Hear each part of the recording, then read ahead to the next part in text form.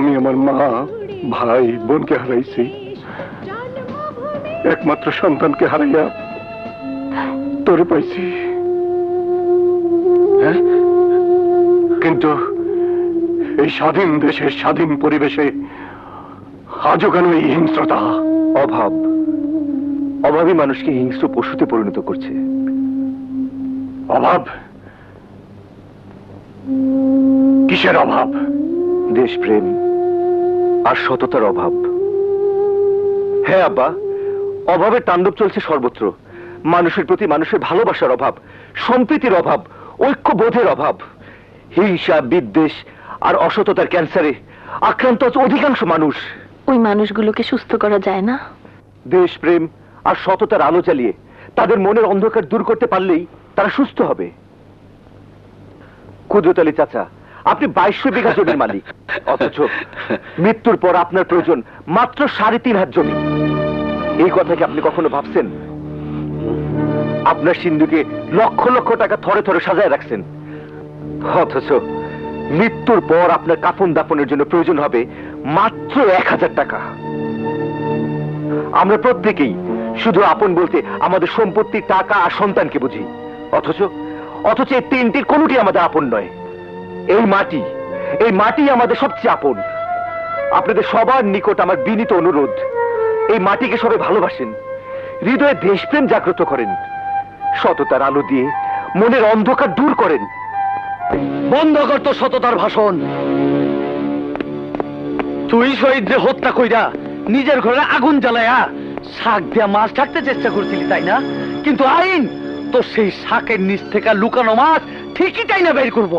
বিশ্বাস করেন ওসি সাহেব, তালেবর যা বলতেছে সব মিথ্যা। সত্য মিথ্যের প্রমাণ হবে আদালতে। Arrest him.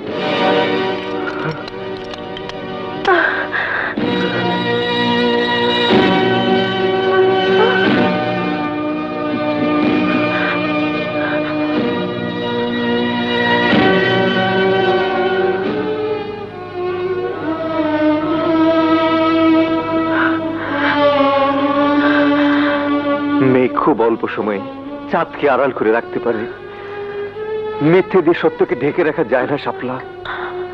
তা ঠিক, কিন্তু যতক্ষণ ঢেকে রাখে ততক্ষণে তো সুখের সংসার দুঃখের চাদরে ঢাকা পড়ে যায়।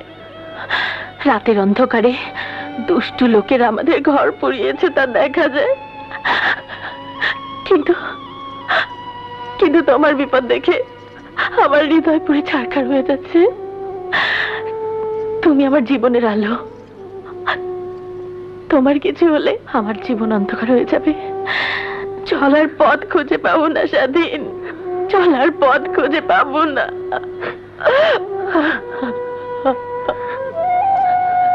আমাকে নিয়ে ভেবো না শাপলা। আমাদের জীবনের পরিপূর্ণতা এনে দিতে যে মেহমান আসছে তাকে নিয়ে ভেবো। তুমি ভেঙে পড়লে তার যে ক্ষতি হবে। হাসি, এই নিয়ে চলো ওকে। হাসি। স্বাধীন, না না, লাশ মর্গে নেবার ব্যবস্থা করো।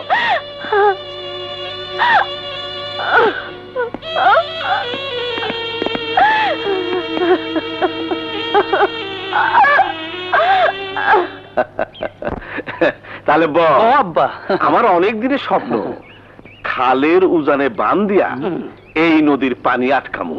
তাতে লাভ? আরে বেকুব ছেলে কয় কি?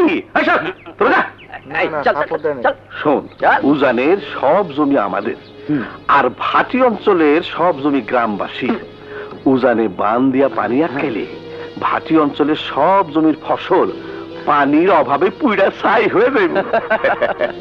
গ্রামের লোকজন অনাহারে 2 মুঠো চাউলের জন্য আমার পায়ের কাছে আইসা হুর মুড়ায় পড়বো। তখন যারে খুশি ভিক্ষা দেবো আর যারে খুশি লাথি দেব। আব্বা রে, তোমার মাথায় এত ঘিরিঙ্গি বুদ্ধি, তুমি ঘুমাও কেমনে? খুব ভালো প্ল্যান আব্বা, একেবারে ইঁদুর মারার কল। তাইলে দেরি না কইরা কাইলি বান দেওয়ার ব্যবস্থা করি। না না, সমস্যা আছে।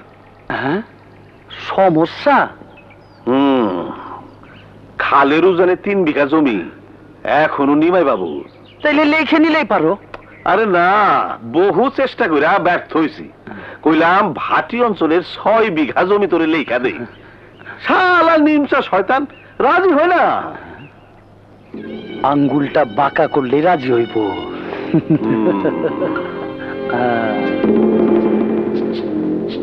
তাই ভাবতাছি।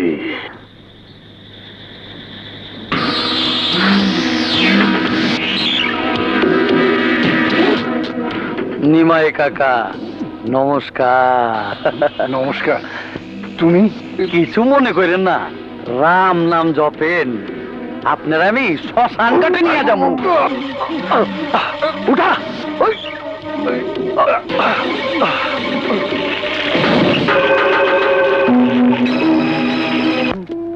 কাকা রাম নাম জপেন। জোরে কন, জোরে কন, রাম নাম কন।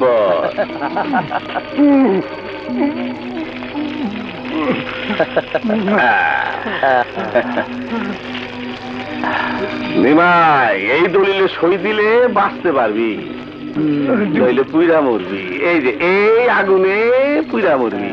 আমি সব লিখে দেবো, আমার বাঁচতে দাও, বাঁচতে দাও। দেখো বাবা সবুজ, আমি সংখ্যালঘু বললেই ওই কুদ্রতলে আমার জমিটুকু লিখে নিছে।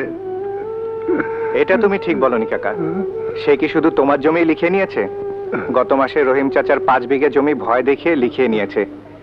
উনি কি তাহলে সংখ্যালঘু? কাশেম, আকবর চাচা, ওদের জমিও তো লিখিয়ে নিয়েছে ওই কুদরত আলী। ওরাও কি তাহলে সংখ্যালঘু? শোনো কাকা, আসলে অত্যাচারীদের কোনো ধর্ম নেই। ওরা চিরকাল শুধু দুর্বলের উপর অত্যাচার আর নির্যাতন চালায় ওদের স্বার্থ উদ্ধারের জন্য। কি? নিমাই কাকুর 3 বিঘা জমি ওই কুদ্রতালে লিখে নিছে, আর আর তুই কোনো প্রতিবাদ করলি না সবুজ? কুদরত আলীর অন্যায়ের প্রতিবাদ করার ইচ্ছে আমার আছে, কিন্তু তার বিরুদ্ধে লড়াই করার শক্তি যে আমার নেই রে স্বাধীন।